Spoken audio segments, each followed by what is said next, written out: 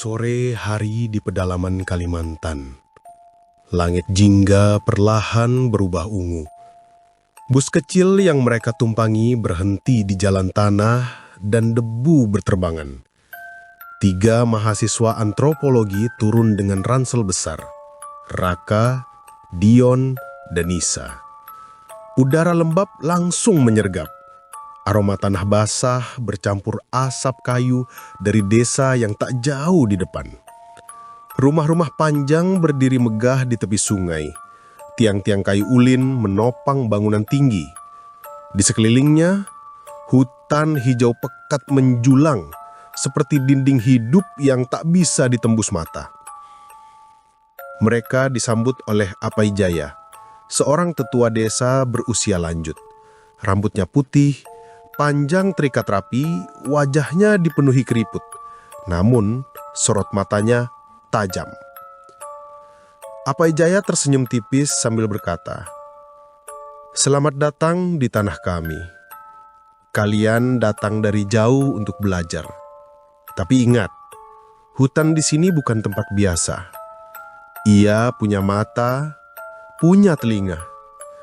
"Ah, iya Apai. Kami sudah banyak dengar tentang hutan Kalimantan. Katanya mistis, penuh pantangan. Justru itu yang bikin kami penasaran." Raka menyeringai percaya diri. Dion menyikut Raka, setengah bercanda. "Jangan gitu, Rak. Kita kan tamu. Hormat dikit sama adat orang sini." Nisa menunduk sopan dan berkata, "Kami datang untuk belajar, Apai. Kami nggak mau mengganggu. Mohon bimbingannya." Apai Jaya menatap lama ke arah Nisa, lalu ke Raka. Tatapannya dalam, seolah bisa membaca isi hati. Malam itu, mereka duduk di halaman rumah panjang bersama penduduk desa. Api unggun kecil menyala, menari-nari di udara malam. Suara sape, alat musik Dayak terdengar samar dari kejauhan. Apai Jaya menghisap rokok daun, lalu berbicara pelan. "Kalau kalian benar-benar mau masuk hutan, ada satu hal yang harus kalian ingat. Di sana ada roh penjaga. Dia suka mendekat pada api unggun. Kalau kalian menyalakan api di hutan, jangan pernah menghitung bayangan di tanah. Karena bayangan itu tidak selalu milik manusia." Nisa spontan merinding, tangannya langsung memegang bahu. Dion tertawa kecil, berusaha memecah ketegangan. "Hahaha, kayak cerita horor film aja. Bayangan bisa hidup gitu. Serem sih, tapi kayaknya cuma buat nakut-nakutin kita." Raka nyengir dan berkata, "Nah iya, mitos kayak gitu pasti diciptakan biar orang luar nggak sembarangan masuk hutan. Kan klasik." Tetua desa tidak tersenyum. Ia menatap Raka lama sekali, lalu berkata lirih, "Kau akan mengerti, Nak, kalau sudah melihatnya sendiri." Suasana langsung hening. Api unggun berderak pelan. Malam itu, bahkan suara jangkrik terasa pelan sekali. Malam semakin larut. Angin dari hutan bertiup pelan, membawa aroma tanah dan bunga liar yang samar. Nisa tak bisa tidur nyenyak malam itu. Kata-kata Apai Jaya terus terngiang di kepalanya. Jangan pernah menghitung bayangan di tanah. Pagi hari, embun masih menempel di daun-daun lebar. Udara terasa lembab. Bahkan napas pun seperti berat. Dari desa, suara ayam hutan bersahutan dengan denting palu di kejauhan. Tanda warga mulai bekerja. Raka, Dion, dan Nisa bersiap dengan ransel, buku catatan, dan kamera. Beberapa pemuda desa membantu mengantar mereka hingga ke batas hutan. Pemuda desa berbisik, agak khawatir. "Kalau kalian bermalam di dalam, hati-hati. Jangan bikin ribut, jangan sembarangan bicara. Dan ingat pesan Apai Jaya." Nisa menatap serius dan mengangguk. Dion berusaha tersenyum, meski jelas wajahnya agak tegang. Sementara Raka hanya tertawa kecil, menepuk pundak pemuda itu sambil berkata, "Tenang aja, kami cuma mau lihat-lihat, nggak akan ganggu apa-apa." Mereka pun mulai melangkah masuk. Begitu melewati batas desa, dunia terasa berubah. Langit biru hanya terlihat sedikit karena tertutup kanopi pepohonan raksasa. Cahaya matahari jatuh dalam bentuk garis-garis tipis, menembus sela-sela dedaunan. Aroma tanah basah sangat kuat, bercampur lumut, kayu lapuk, dan wangi bunga liar yang samar. Suara-suara hutan datang dari segala arah. Serangga berdengung, burung rangkong terbang rendah dengan suara kepak sayap berat. Kera berteriak jauh di atas pohon. Semakin lama, suara desa hilang. Yang ada hanya hutan, semakin pekat, semakin dalam. Gila ya, hutan ini kayak dunia lain. Rasanya kita cuma titik kecil, ucap Dion. Nisa menatap sekeliling, pelan dan berkata, "Dunia mereka, dunia roh, kita cuma numpang lewat." "Aduh, Nis, jangan bawa-bawa roh lah. Kita kan mau penelitian ilmiah, bukan cari tuyul." Raka menyela dengan tawa kecil. Nisa melotot. "Kamu nggak bisa begitu terus, Rak. Kadang hal-hal begini nyata buat mereka. Apa susahnya sih, Hormat?" Raka mengangkat bahu. Ya udah, aku hormat. Tapi aku tetap yakin, ini cuma cerita." Dion hanya geleng-geleng kepala, berusaha jadi penengah. Setelah beberapa jam, kaki mereka mulai berat. Jalur berubah jadi tanah padat yang melintang, membuat langkah harus hati-hati. Sungai kecil dilewati dengan jembatan kayu licin. Di satu titik, mereka berhenti untuk minum. Nisa memperhatikan sesuatu di batang pohon besar. Ukiran-ukiran aneh seperti simbol Dayak kuno. "Lihat, kayak ada tanda." Raka mendekat dan memotret. Simbol adat, bagus juga buat dokumentasi. Tapi jelas, ini buatan manusia, bukan roh. Dion menelan ludah dan berkata, "Atau bisa juga tanda peringatan, Rak." Mereka saling berpandangan. Hutan terasa makin sunyi di sekitar pohon itu, seperti ada yang menahan napas. Matahari perlahan tenggelam. Cahaya keemasan masuk di antara celah pohon, lalu menghilang, digantikan biru tua yang gelap. Dion dengan suara lelah berkata, "Kayaknya kita harus cari tempat buat bermalam. Aku nggak sanggup jalan lagi." Mereka menemukan sebuah lahan agak terbuka di tepi sungai kecil. Tenda didirikan. Api unggun dinyalakan. Bara pertama kali menyala. Asap putih naik ke udara. Suara hutan berganti.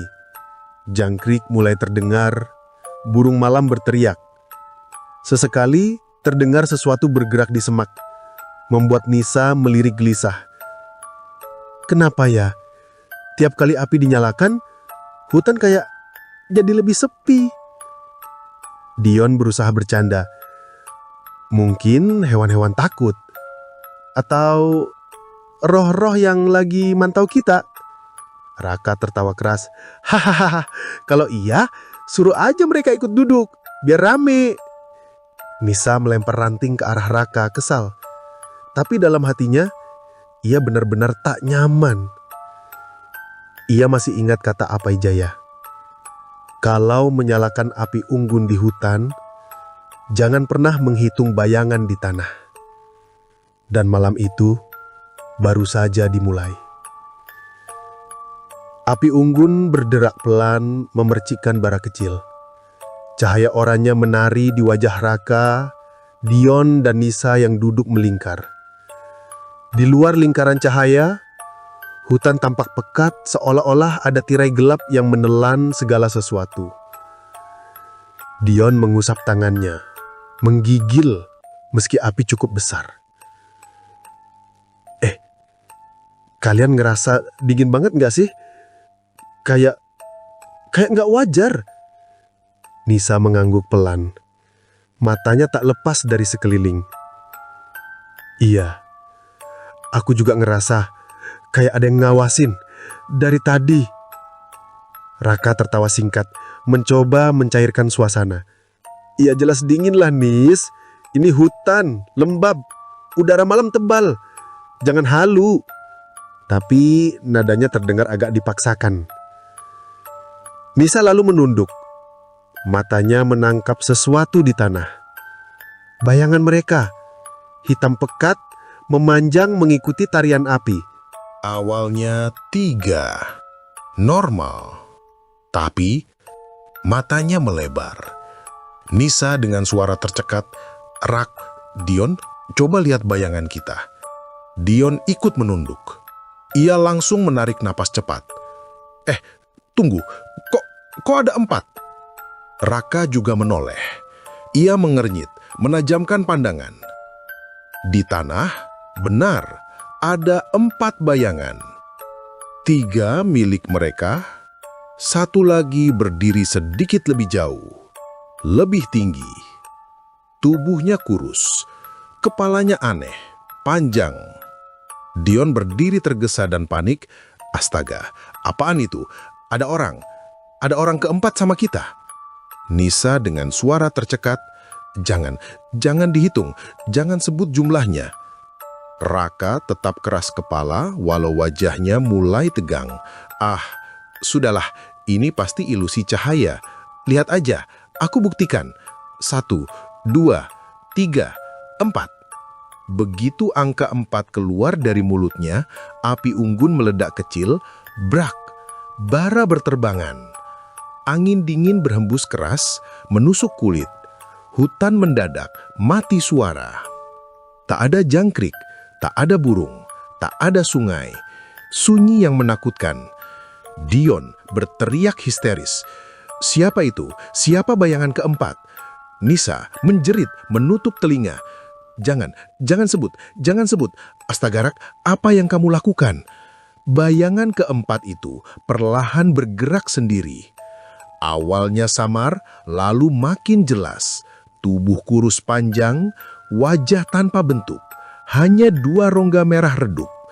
Dion berdiri tergesa dan panik. Astaga, apaan itu? Ada orang keempat sama kita. Nisa dengan suara gemetar sambil setengah menangis. Jangan dihitung, jangan sebut jumlahnya. Raka tetap keras kepala walau wajahnya mulai tegang. Sudahlah, ini pasti ilusi cahaya. Lihat aja, aku buktikan. 1, 2, 3, 4. Begitu angka 4 keluar dari mulutnya, api unggun meledak kecil, brak, bara berterbangan. Angin dingin berhembus keras, menusuk kulit. Hutan mendadak, mati suara. Tak ada jangkrik, tak ada burung, tak ada sungai, sunyi yang menakutkan. Dion berteriak histeris. Siapa itu? Siapa bayangan keempat? Nisa menjerit menutup telinga. Jangan sebut. Astaga, Rak, apa yang kamu lakukan? Bayangan keempat itu perlahan bergerak sendiri. Awalnya samar, lalu makin jelas. Tubuh kurus panjang, wajah tanpa bentuk, hanya 2 rongga merah redup. Dion memoleh ke belakang dan jantungnya hampir berhenti. Sosok itu ada, berdiri di kegelapan, tepat di belakang Dion. Raka gemetar pelan. Dion, jangan bergerak. Di belakangmu. Dion panik, suaranya pecah. Apa? Jangan bercanda, Rak. Ia menoleh cepat, tapi di matanya hanya ada gelap. Sosok itu seolah tak terlihat, kecuali di bayangan tanah. Bayangan itu perlahan menempel ke bayangan Dion. Dion terbatuk keras, tubuhnya menggigil. Napasnya keluar seperti asap dingin. Dion lirih, gemetar. Aku dingin banget, tolong. Nisa langsung menarik lengannya, berusaha menjauhkan Dion dari api.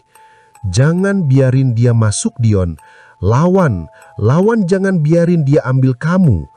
Tapi bayangan Dion mulai berubah. Tubuh hitamnya memanjang, terseret, lalu menyatu dengan bayangan keempat. Raka panik, teriak, "Sial, aku padamkan apinya." Ia menendang tanah ke api unggun, namun bukannya padam, api justru makin tinggi menyala. Hitam orange melambung ke udara. Angin menderu, daun-daun berputar. Cahaya api itu memantulkan bayangan, kini bergerak sendiri. Nisa histeris menutup wajah. Itu bukan api biasa, itu pintunya. Api unggun menyala semakin tinggi, lidah apinya menjilat udara dengan warna orange dalam bercampur hitam. Suara retakan kayu berubah jadi seperti erangan. Angin berhenti, hutan membeku. Dion terduduk, wajahnya pucat, peluh dingin menetes di kening. Napasnya terputus-putus. Dion lirih terengah. Kenapa dingin banget, kayak ada es di dalam tulangku. Nisa menggenggam lengannya kuat-kuat, hampir menangis. Dion, fokus sama aku, jangan dengar apapun, lawan dia. Raka berdiri kaku, tatapannya terpaku pada sesuatu. Mulutnya terbuka, tapi tak ada kata keluar. Nisa sangat cemas. "Rak, tolong aku, jangan cuma diam." Perlahan, Raka mengangkat tangannya menunjuk ke belakang Dion. Tubuhnya gemetar. Di belakangmu." Nisa refleks menoleh cepat dan ia hampir menjerit histeris. Di belakang Dion, beberapa langkah dari lingkaran api, berdiri sosok tinggi kurus. Kulitnya hitam legam seperti arang terbakar. Tubuhnya panjang, sendi-sendi tangannya terlalu lentur, jari-jarinya seperti ranting kering. Wajahnya kosong, hanya cekungan gelap redup. Dari dalamnya memancar cahaya merah redup berdenyut seperti bara. Ia tidak bergerak, hanya menatap. Nisa membeku, suara pecah. "Ya Tuhan." Dion menoleh ke arah yang sama, tapi anehnya matanya tidak melihat apa-apa, hanya kegelapan hutan. Dion bingung, panik. Apa yang kalian lihat? Ada apa di belakangku? Jangan bercanda." Namun di tanah bayangan sosok itu jelas, berdiri lalu perlahan merayap ke arah bayangan Dion. Saat bayangan itu menempel, Dion tiba-tiba terhuyung. Dadanya naik turun, wajahnya memucat makin parah. Dion terengah, hampir pingsan. "Ada sesuatu yang narik aku, dingin, masuk ke dadaku, tolong." Nisa memeluk Dion dari samping, menangis ketakutan. "Jangan lepas, lawan, ingat siapa kamu, Dion. Jangan kasih dia masuk." Raka akhirnya bergerak mendekat panik. Aku tarik dia menjauh dari api." Mereka berdua mencoba menarik Dion, tapi tubuhnya semakin berat, seolah ada tangan lain dari bawah tanah yang menahannya. Dion jengkit, lalu tiba-tiba terdiam. Tubuhnya kaku, mata terpejam rapat. Ketika ia membuka mata, pupilnya melebar hitam, hampir menutupi seluruh bola mata. Senyum tipis muncul di wajahnya. "Dion," suara aneh berat serak. "Dia dingin, tapi enak. Dia masuk. Dia suka di sini." Nisa langsung menjerit, mengguncangnya. "Itu bukan kamu, Dion. Itu bukan kamu." Sosok tinggi kurus di belakangnya perlahan menunduk, seolah menyatu dengan tubuh Dion. Bayangan mereka di tanah benar-benar menjadi satu. Api unggun kembali meletup, bara berterbangan seperti hujan bintang. Namun anehnya, Bara itu tidak padam. Mereka melayang di udara, membentuk lingkaran seakan-akan menutup jalan keluar. Raka panik, suara pecah. Kita terperangkap. Api ini bukan api biasa. Astaga, kita beneran buka pintunya. Nisa menutup wajah dengan tangan. Air matanya jatuh deras. Kenapa kamu harus ngitung, Rak? Kenapa kamu harus bilang 4? Api unggun terus berkobar dengan nyala tak wajar. Hitam, orange, sesekali kilat biru menyambar di dalamnya. Udara di sekitar lingkaran terasa berat, seakan seluruh oksigen disedot ke api itu. Dion duduk kaku. Matanya yang hitam pekat berkilat samar. Senyum aneh masih melekat di bibirnya, tapi wajahnya sama sekali bukan dirinya lagi.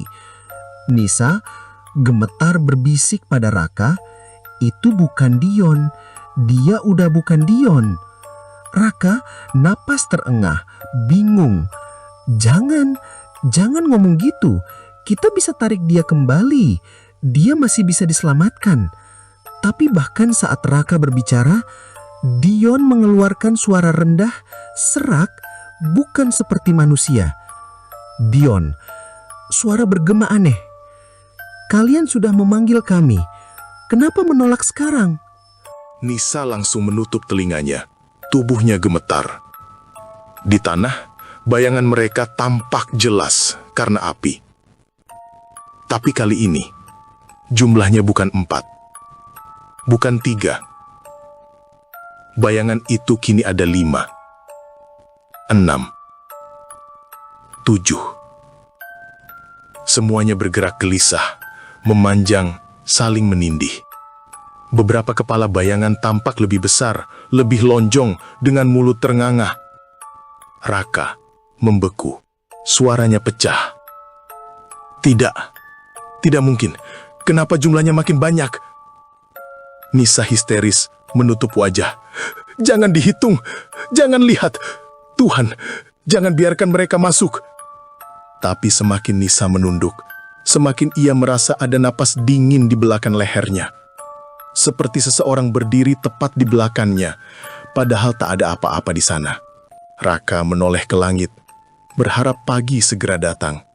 Tapi langit tetap hitam. Bintang pun tidak ada, seakan malam ini tidak bergerak maju. Raka putus asa, hampir menangis. "Kenapa matahari nggak muncul? Kita udah berapa lama di sini?"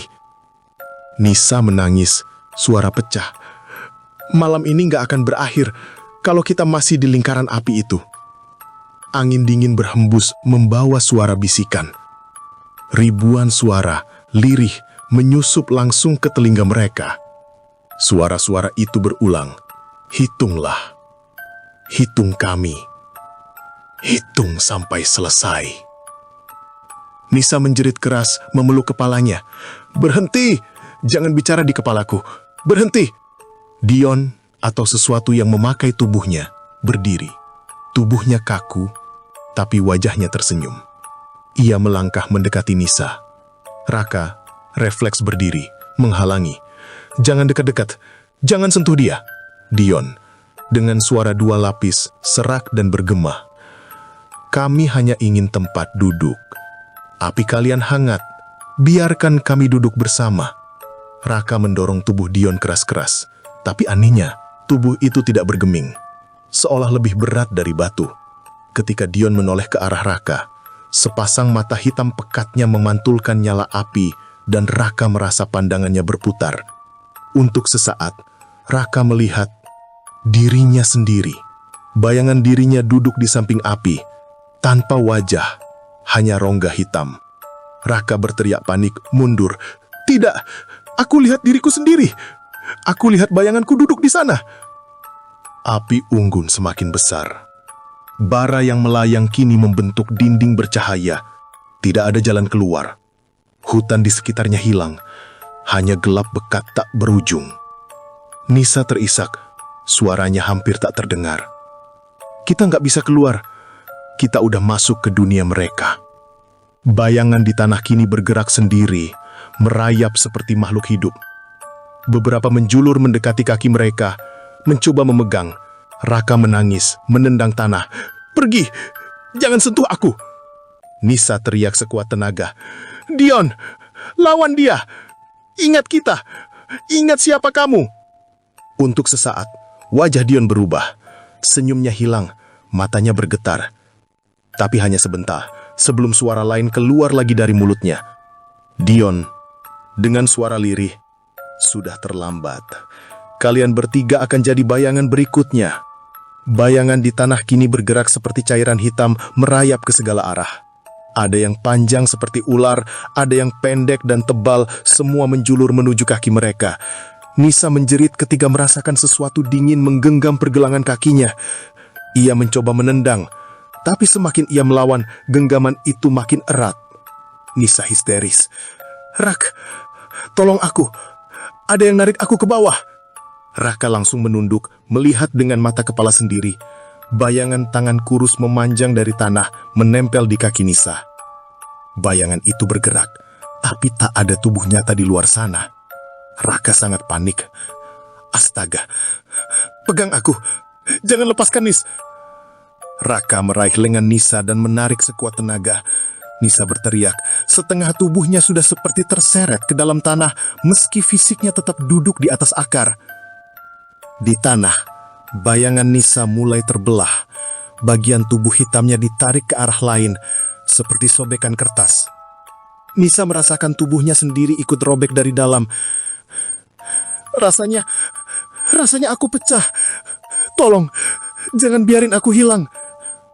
Raka berusaha menarik lebih keras, keringat bercucuran. "Bertahan, Nis. Fokus padaku. Jangan lihat ke bayangan itu." Dion, atau sosok yang menguasainya, berdiri di dekat api, menatap dengan tatapan kosong namun mulutnya tersenyum lebar. "Dia menis, dia akan jadi bayangan pertama kami. Biar dia menyanyi bersama kami di malam selamanya." Raka marah, berteriak, "Diam kau, itu temanku, kau nggak akan ambil dia." Api unggun mendadak membesar, memercikkan bara hitam yang jatuh ke tanah. Bara itu berubah jadi bayangan baru. Bayangan yang tidak menyerupai manusia, melainkan bentuk aneh, kepala panjang, tubuh bengkok, kaki terbalik. Jumlahnya semakin banyak hingga seluruh tanah di sekitar api penuh gerakan hitam. Suara bisikan semakin keras, bergema dari segala arah. "Hitunglah kami, hitunglah kami, hitung sampai akhir." Nisa menjerit keras, memeluk kepalanya. "Berhenti, jangan bicara di kepalaku. Aku nggak mau hitung, aku nggak mau." Bayangan di tanah menempel lagi ke tubuhnya, merambat ke dada, membuat ia sulit bernafas. Nisa terengah. "Rak, kalau aku hilang, jangan biarin aku jadi bayangan. Tolong." Raka matanya merah, berteriak sekuat tenaga. "Jangan ngomong begitu. Aku nggak akan biarin kau hilang." Raka menunduk ke tanah, lalu dengan nekat menancapkan tangannya ke bayangan hitam yang menempel di Nisa. Saat tangannya menyentuh, rasa dingin menusuk tulangnya, seolah darahnya sendiri membeku. Raka menggeram kesakitan. Dingin sekali, tapi aku nggak akan lepas." Ia berusaha merobek bayangan itu. Tubuhnya bergetar hebat, seakan sebagian hidupnya ikut ditarik keluar. Namun perlahan, bayangan yang menempel ke Nisa mulai terlepas. Nisa terhempas ke belakang, jatuh sambil terisak. "Raka, kamu berhasil!" Tapi Raka jatuh tersungkur. Tubuhnya lemas, kulitnya pucat, nafasnya berat, seakan sebagian nyawanya ikut tersedot. Dion menatap mereka dengan senyum aneh. Mata hitamnya kini menyala merah samar. Tubuhnya makin kurus, jari-jarinya panjang seperti ranting. Dion, dengan suara serak bergema, "Kenapa melawan? Bukannya lebih mudah kalau menyerah? Bayangan tidak pernah lelah. Bayangan tidak pernah mati. Kalian akan bersama kami selamanya." Nisa menarik Raka yang hampir pingsan, menatap Dion dengan air mata bercampur amarah. "Kalau kamu masih ada di dalam sana, Dion, Kumohon lawan dia, ingat aku, ingat Raka, jangan biarkan kami sendirian. Untuk sesaat, wajah Dion bergetar, senyumnya hilang, matanya seperti berkaca-kaca. Tapi seketika, ia kembali menyeringai. Dion dengan suara bergema, sudah terlambat. Dia suka di sini, dia sudah memilih. Tiba-tiba bayangan lain merayap ke arah Raka yang terbaring lemah. Bayangan itu menempel ke tubuhnya, perlahan masuk melalui dada. Raka tersentak, matanya terbelalak. Raka teriak kesakitan, "Ar, dia masuk ke aku! Tolong!" Nisa memeluk Raka erat-erat, menangis tak terkendali. "Jangan ambil dia juga. Ambil aku aja kalau mau, jangan dia." Bayangan itu setengah sudah masuk ke tubuh Raka. Wajahnya memucat, bibirnya membiru. Api unggun semakin membesar, hampir menelan mereka semua. Bayangan di tanah kini tak terhitung jumlahnya, menari-nari dengan bentuk tak manusiawi. Suara bisikan berubah jadi pekikan. "Hitung, hitung, hitung sampai kalian jadi salah satu dari kami." Nisa menjerit sekuat tenaga, memeluk Raka yang hampir hilang ditelan bayangan. Dan Dion berdiri di seberang api, dengan senyum yang bukan lagi milik manusia. Api unggun bergemuruh, menjulang tinggi hingga menyentuh kanopi pohon. Warna oranye bercampur hitam sesekali menyala biru pucat. Bayangan tak terhitung jumlahnya bergerak liar di tanah, berteriak tanpa suara, seolah ingin menelan seluruh dunia. Raka menggeliat lemah, tubuhnya setengah ditelan bayangan. Matanya terbelalak, mulutnya terbuka seolah ingin berteriak, tapi suara tertahan di tenggorokan. Nisa menangis histeris. "Rak, jangan pergi. Lawan, jangan biarkan mereka ambil kamu." Ia menggenggam tangan Raka erat-erat, sementara tubuhnya sendiri gemetar hebat. Bayangan mencoba merayap ke tangannya, tapi Nisa tidak peduli. Dion berdiri di seberang api, dengan tubuh kurus dan mata menyala merah. Tapi ada getaran samar di wajahnya, seakan sesuatu di dalam dirinya masih berjuang.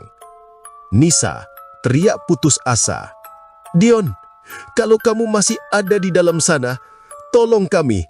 Ingat siapa kamu. Ingat kita." Dion terdiam, senyumnya hilang. Bayangan yang menempel ke Raka tiba-tiba terhenti, seolah kehilangan tenaga. Raka terengah lirih. "Dion, itu kamu?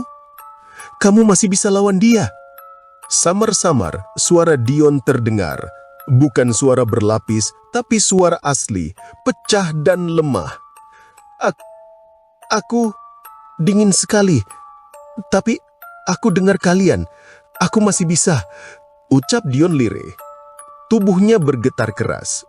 Sosok hitam tinggi kurus di belakangnya beronta, seakan mencoba mempertahankan kendali. Api unggun bergerak lebih keras, seolah marah. Dengan sisa tenaga, Dion menjatuhkan dirinya ke dalam lingkaran api. Tubuhnya terbakar cahaya aneh, bukan seperti kayu, tapi seperti kabut hitam yang terurai dari tubuhnya. Sosok tinggi kurus itu menjerit tanpa suara. Tubuhnya retak-retak, lalu hancur menjadi abu bayangan. Bayangan di tanah satu persatu berhenti bergerak, kemudian menghilang, menyusut kembali ke kegelapan. Api unggun padam tiba-tiba, meninggalkan hanya asap putih dan bara kecil. Hutan kembali hidup. Suara jangkrik terdengar lagi. Sungai kecil bergemiricik. Angin bertiup normal. Nisa memeluk Raka erat, menangis terisak. Kita selamat." Tapi ketika menoleh ke arah Dion, ia sudah tak ada. Hanya tanah hangus di tempatnya berdiri. Fajar menyingsing. Cahaya matahari akhirnya menembus kanopi hutan. Dengan tubuh lemah, Nisa dan Aka berjalan terseok-seok keluar dari hutan. Mata mereka merah, wajah pucat, langkah goyah. Saat mereka sampai di tepi desa, beberapa warga langsung berlari menghampiri. Apaijaya berdiri di antara mereka, wajahnya muram. Apaijaya pelan serius. Kalian melihatnya, ya? Nisa hanya mengangguk. Air matanya mengalir lagi. Raka menunduk tak mampu bicara. Apaijaya, kami sudah bilang, jangan pernah menghitung bayangan. Karena begitu kalian memanggilnya, mereka akan datang. Dan seseorang harus jadi penggantinya. Ia menatap kosong ke arah hutan, lalu menutup matanya. Sekarang, satu dari kalian tinggal di sana, untuk selamanya. Hari-hari berikutnya, Nisa sering terbangun di malam hari. Di kamar kecil rumah panjang, ia menyalakan lampu minyak, dan di dinding kayu, ia melihat bayangan. Bayangan dirinya sendiri, bayangan kursi, bayangan meja. Tapi kadang ada satu bayangan lain, lebih tinggi, lebih kurus. Dan ketika ia menoleh, tak ada siapa-siapa.